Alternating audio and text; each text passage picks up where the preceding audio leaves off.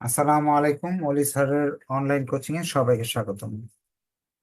আজ আমরা management accounting এর সবচেয়ে সহজ এবং গুরুত্বপূর্ণ অধ্যায় কস্ট ভলিউম প্রফিট রিলেশনশিপের 3 নম্বর ক্লাস করব।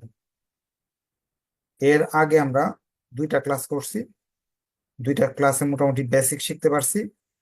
আগের দুইটা ক্লাস যদি করা থাকে তা খুব ভালো, আর না থাকলেও আজকের ক্লাস আপনারা বুঝবেন। বুঝবেন না এরকম না। ক্লাস শুরু করার আগে সবাইকে বলবো একটু কষ্ট করে আজকের ক্লাসটা শেয়ার মেনশন করেন, কারণ আজকের ক্লাসটা খুব গুরুত্বপূর্ণ। যারা জুমে আছেন তারাও আপনাদের ফ্রেন্ডদের ইনবক্সে জানাবেন, ফ্রি ভিডিওগুলো দিবেন। তারা যদি তাদের যদি ভালো লাগে, তাদের একটা উপকার হয়ে যাবে। আমি শেয়ার করে রাখতেছি পরবর্তীতে এই ক্লাসটা যাতে আপনারা দেখতে পারেন।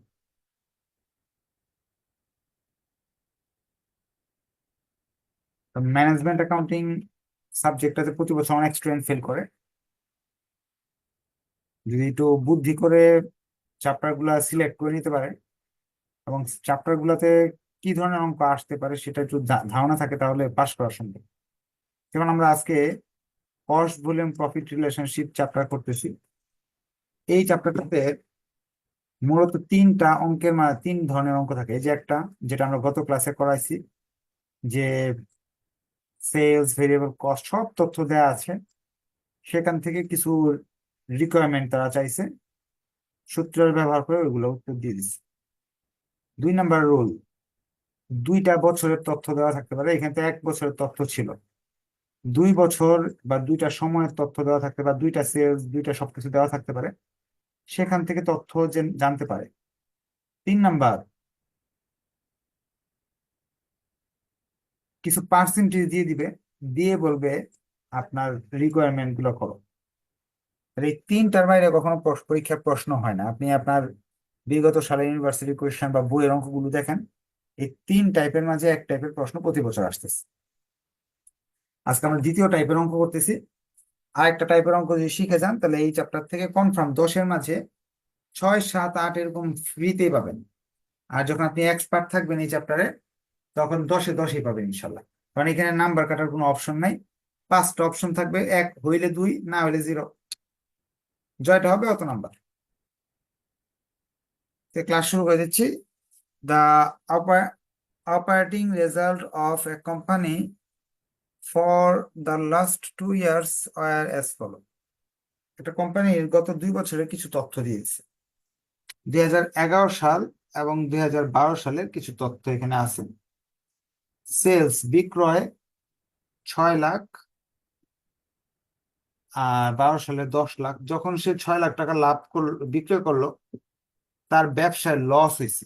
ব্র্যাকেট দেওয়া লস, প্রফিট লস, 60,000 টাকা লস হয়েছে। যখন সে 10 লাখ টাকা বিক্রি করলো, তখন 1 লাখ টাকা তার লাভ হইলো। এই মাত্র ছোট্ট কিছু তথ্য দেওয়ার পর তারা অনেক কিছু জানতে চাইছে। ফার্স্টে সিএম জানতে চাইছে, সিএম রেশিও। পরে জানতে চাইছে হলো আপনার ফিক্সড ফিক্সড কস্ট। তারপরে আপনার ব্রেক ইভেন পয়েন্ট জানতে চাইছে।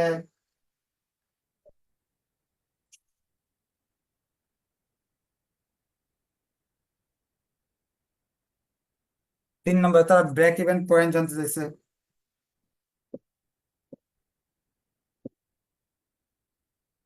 4 নম্বরে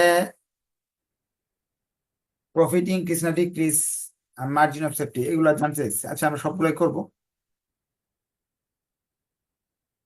আপনারা একটু কষ্ট করে শেয়ার মেনশন করবেন, তাহলে ক্লাসটা থাকবে, আপনারাও দেখতে পারবেন। এবং আপনাদের যারা ফ্রেন্ড আছে, টিচার খুঁজে পাচ্ছে না, তাদেরও একটা বিরাট উপকার হবে।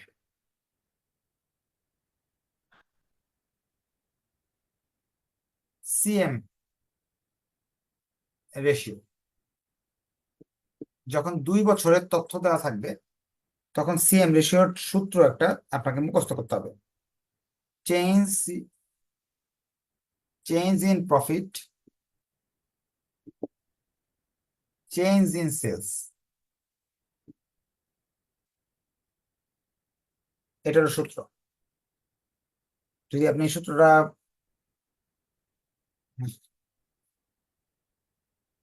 মনে না থাকে এখান থেকে মুখস্থ করে নিবি, এই যে শীটে দেওয়া আছে।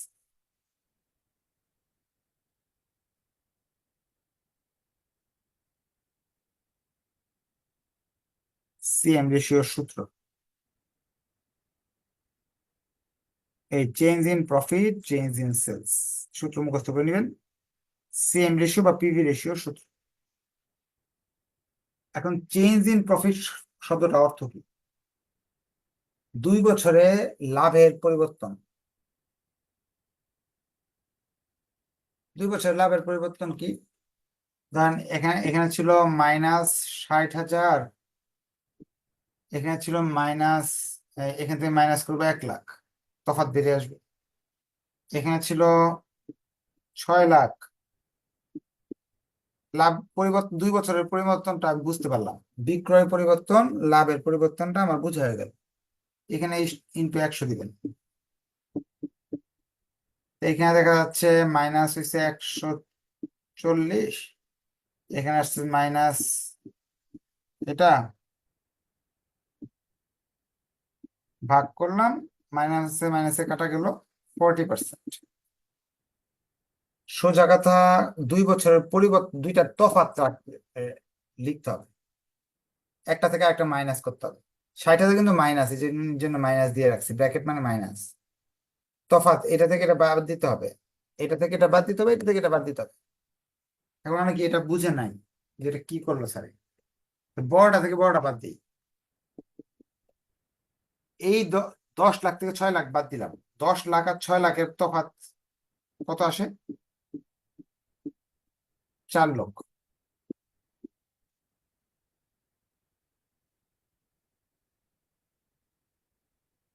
1 লাখ আর -60,000-এর তফাৎ, 1 লক্ষ -60,000-এর তফাৎ। তার শেষে সাইন্টিফিক ক্যালকুলেটর ইউজ করলাম, 1,60,000 টাকা, 40%। আপনারা যদি বুঝে যান তাহলে একটু কষ্ট করে ওকে লিখেন, না বুঝলে হ্যান্ড রাইজ করে কোয়েশ্চেন করতে পারেন যে স্যার এটা বুঝি নাই। চেঞ্জ ইন প্রফিট মানে চেঞ্জ ইন সেলস, মানে দুইটা বিক্রয়ের তফাৎ। চেঞ্জ ইন প্রফিট মানে দুইটা প্রফিটের তফাৎ। এখন এখানে অঙ্কটা যদি এরকম মাইনাস না দিয়ে এরকম দিতে হলে তো একেবারে ইজি হইতো, যে এই 1 লাখ থেকে 60,000 বাদ দিতাম, এটা থেকে এটা বাদ দিতাম, অঙ্ক হয়ে যেত।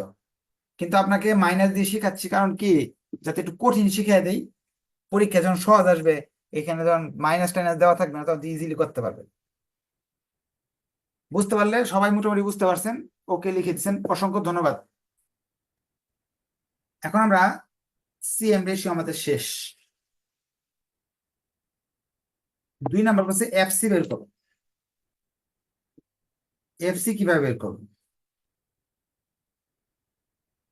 এখন আপনাকে মনে রাখতে হবে, এই ধাপটা মনে রাখতে হবে। যেমন সেলস ছিল ফার্স্ট, সেলস এর ভিসি বাদ দেই, আসে সিএম, এখান থেকে এফসি বাদ দেই, আসে প্রফিট। এই জন্য আমরা প্রফিটের সূত্র গত ক্লাসগুলোতে শিখছি, প্রফিট, প্রফিট সমান সমান সিএম মাইনাস এফসি, বা প্রফিট সমান সমান এরকম সূত্র শিখছি, sales into CM minus FC. এই সিএম কে আমরা এইভাবে ভাগ ভাগ করে লিখছিলাম। এরকম প্রফিটের অনেক সূত্র শিখছি, কিন্তু ফিক্সড কস্টের তো কোনো সূত্র শিখিনি এই পর্যন্ত। এই জন্য কি ফিক্সড কস্ট বের করতে পারবো না? এই যে দেখেন, প্রফিট বের করা কত সূত্র, কিন্তু প্রফিট বের করা, যে সেলস রে সিএম দিয়ে গুণ মাইনাস এফসি, এই সূত্রটা একটা পপুলার সূত্র, গত ক্লাসে শিখছি। কিন্তু এফসির জন্য তো স্পেশাল কোনো সূত্র এখানে নাই। এখন করণীয় কি? করণীয় হলো আপনাকে সমীকরণের সম্পর্কে একটু হালকা হলো ধারণা থাকতে হবে, না হলে বিবিএ পাস করতে পারবেন না, এমবিএ পাস করতে পারবেন না। সমীকরণ আমাকে ইউজ করা শিখতেই হবে। এটাকে এই পাশে নিয়ে আসবো, তাহলে এফসিটা প্লাস হয়ে যায়,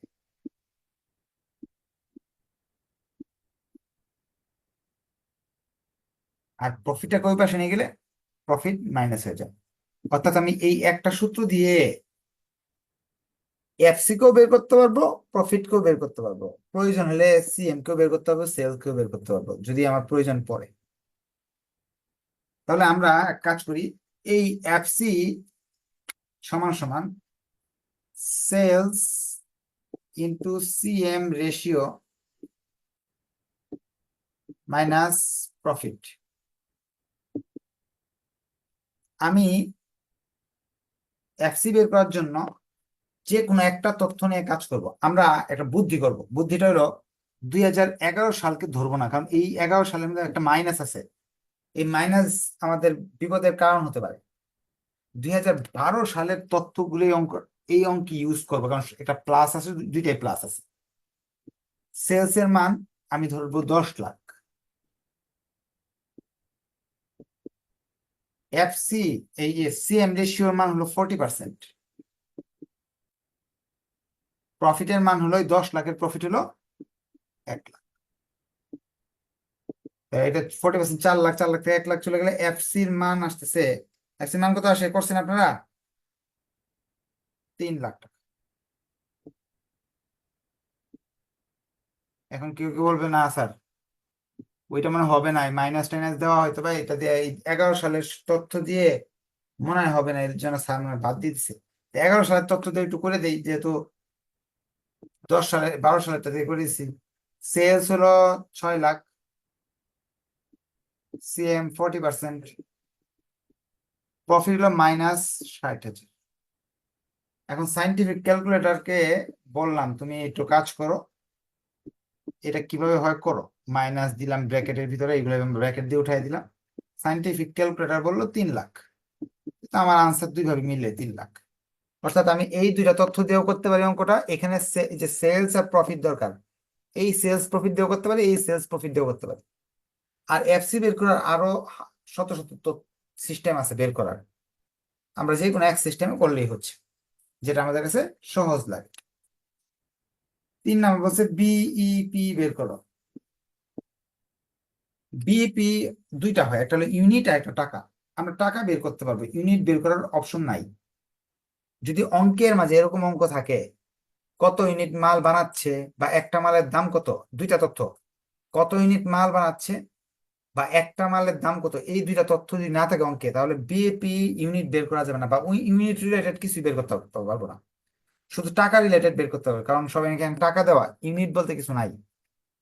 বিপি টাকার সূত্র, উপরে এফসি বাই নিচে সিএম রেশিও। এফসির মান এখানে দেওয়া আছে, সিএম রেশিওর মান দেওয়া আছে। তাহলে আমাদের বিএপি আসে কত? 7,20,000 টাকা, নাকি 50,000? আমার তো মনে হচ্ছে 7,50,000। থ্যাংক ইউ যারা করে দিচ্ছেন। তিনটা অপশন কে কে বুঝতে পারছেন একটু কষ্ট করে ওকে লেখেন।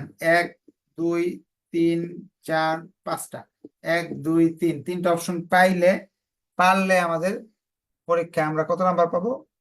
তিনটা অপশন যখন আমি পেরে যাব, 6 নাম্বার কনফার্ম পাবো। 6 নাম্বার কিন্তু একেবারে ইজি ছিল। এরপর তারা আর কি চাইলো দেখি, অনেকে 4 নাম্বার অপশন করে ফেলছে। এই অঙ্কগুলো করতে খুব ভালো লাগে, কারণ এগুলো আপনাকে কিছু সূত্রগুলো, এক একটা অঙ্ক এক এক ভাবে করা যায়, একই অঙ্ক 2-3টা সূত্র দিয়ে করা যায় এবং উত্তরটা সেম আসে। আহ, এখন আমাদের 4 নাম্বার অপশনে তারা বলতেছে amount of profit increase or decrease of sales আর ইনক্রিজ বাই 1 লাখ টাকা। এইটা কিন্তু আমরা গত ক্লাসে শিখছিলাম। এই যে 6 নাম্বার অপশনে সেলস ইনক্রিজ করা হলে প্রফিট কি কত টাকা বাড়বে? সেলস বাড়ালে অবশ্যই প্রফিট বাড়বে, বিক্রয় বাড়লে কখনো ক্ষতি হবে না, প্রফিট বাড়বেই। এটা ইজি একটা সূত্র শিখিয়েছিলাম কতদিন, 4 নাম্বারে increase profit increase sale into CM ratio. Sales হলো আমাদের 1 লাখ টাকা বাড়তেছে, সিএম রেশিও হলো 40%,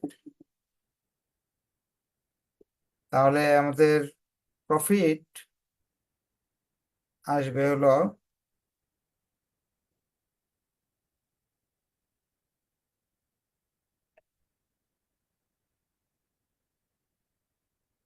40,000 টাকা।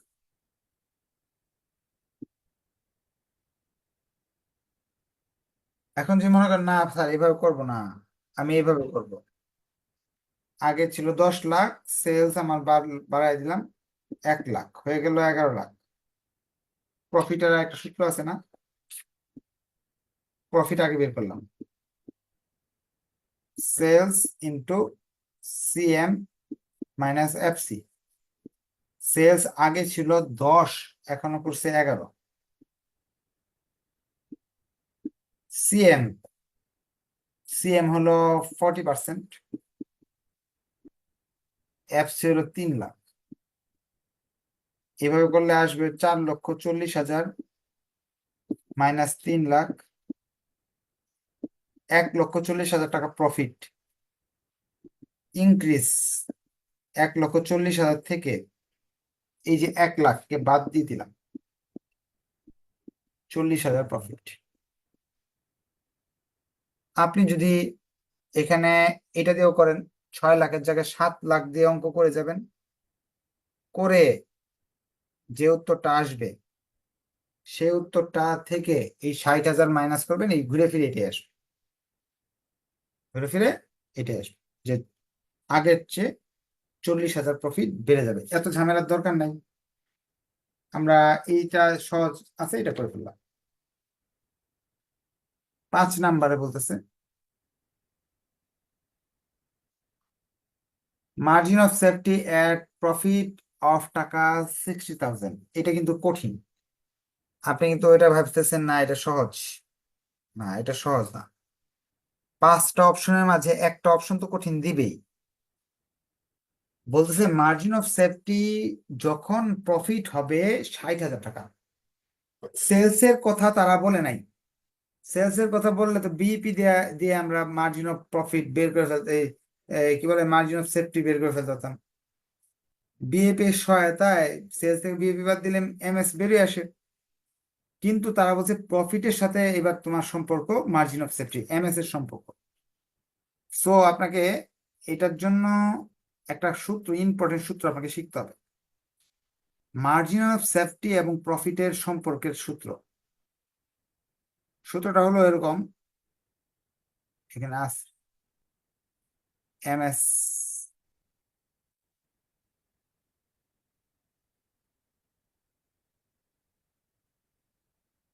H,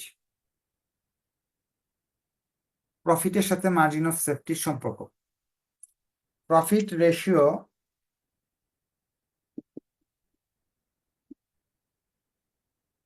MS ratio CM ratio, অর্থাৎ প্রফিট এমএস এবং সিএম এর এই একটা সম্পর্ক আছে।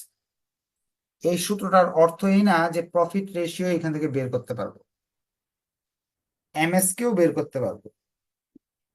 সেক্ষেত্রে এমএস কে রেখে সিএম কে এই পাশে পাঠাতে হবে, উপরে প্রফিট নিচে সিএম।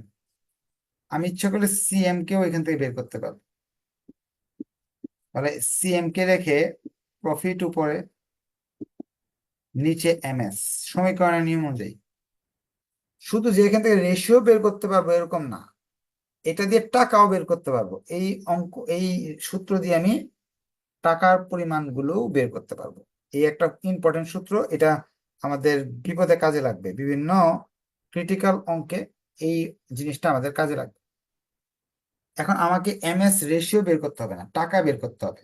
তো এমএস এর সূত্র কিন্তু এটা পাইলাম না, তারা বলছে প্রফিটের টাকা দিয়ে দিলাম, তোমাকে প্রফিটের টাকা দিয়ে দিলাম, প্রফিটের টাকা দেওয়া হলো 60,000। প্রফিট সমান সমান, প্রফিট সমান সমান 60,000 দিয়ে দিলাম। এমএস এর রেশিও না, এমএস এর টাকা বের করবা, এটা প্রশ্নে চাইছি। সেক্ষেত্রে এমএস এর টাকা বের করার জন্য এটাকেও টাকা বানাতে হবে। টাকার অঙ্কের ক্ষেত্রে এইটা টাকা হবে, এটা টাকা হবে, আর এটা হবে রেশিও।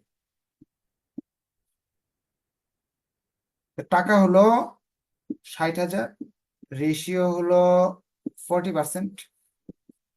60,000কে 40% করলে এটা আসে, শেষ। এমএস টাকা চলে আসলো। কারো যদি কোনো কোয়েশ্চেন থাকে তাহলে কোয়েশ্চেন করতে পারেন যে স্যার এটা বুঝি নাই, বুঝাই দেন, আমি ইনশাল্লাহ বোঝানোর চেষ্টা করবো। বুঝতে পারলে একটু কষ্ট করে ওকে লিখে দেন। ওকে, বুঝে গেছেন না? এটা একটা ইম্পর্টেন্ট অঙ্ক ছিল। আরেকটা এই চ্যাপ্টার আরেকটা অঙ্ক আছে, বেসিক 100% হওয়ার জন্য আপনাকে অপেক্ষা করতে হবে আরেকটা অঙ্কের। প্রবলেম 4টা যদি করাই দিই তাহলে সব ইনশাল্লাহ হয়ে যাবে। আমরা সামনের দিন হয়তো বা এটা করব, প্রবলেম 3টা করব, এর পরের দিন প্রবলেম 4 করব, এবং আমাদের মোটামুটি বেসিক হয়ে যাবে। অথবা আগামী দিন এটাও করতে পারি, 4ও করতে পারি। পরের দিন আমরা 3 আর 5 চাইলে একদিনই করে শেষ করব। আজকে এই পর্যন্ত থাকলো। ধন্যবাদ সবাইকে, যেহেতু অঙ্ক বুঝতে পারছেন। ভালো লাগলে অবশ্যই শেয়ার করবেন, অন্যদের হেল্প করবেন। আসসালামু আলাইকুম।